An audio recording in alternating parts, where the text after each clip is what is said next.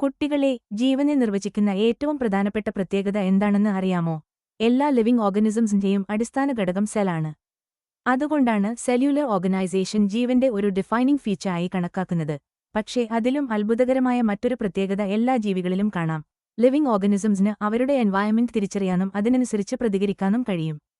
ഈ പ്രതികരണം physical, chemical അല്ലെങ്കിൽ ബയോളജിക്കൽ സ്റ്റിമുലൈകളോട് ആയിരിക്കാം.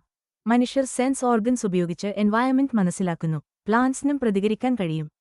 ലൈറ്റ്, വാട്ടർ, ടെമ്പറേച്ചർ, പൊല്യൂട്ടൻസ്, മറ്റ് ഓർഗനിസംസ് എന്നിവയെല്ലാം അവ തിരിച്ചറിയുന്നു.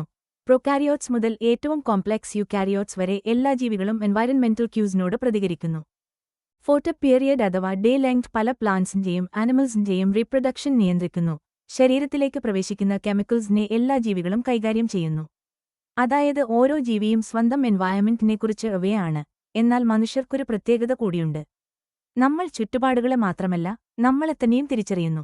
സെൽഫ് കോൺഷ്യസ്നെസ് ഉള്ള ഏകജീവി മനുഷ്യനാണെന്ന് ശാസ്ത്രം പറയുന്നു. എന്നാൽ ഒരു റോബോട്ട് എൻവയൺമെന്റിനോട് പ്രതികരിച്ചാൽ അതിനെ ജീവിയെന്ന് വിളിക്കാമോ? ടെക്സ്റ്റ് ബുക്കിനപ്പുറം ബയോളജിയുടെ അത്ഭുതലോകം കണ്ടെത്താൻ തയ്യാറാണോ? ആൻഡ് ബയോളജി അക്കാഡമി സബ്സ്ക്രൈബ് ചെയ്യൂ, ലൈക്ക്, ഷെയർ, കോമെന്റ് ചെയ്യൂ.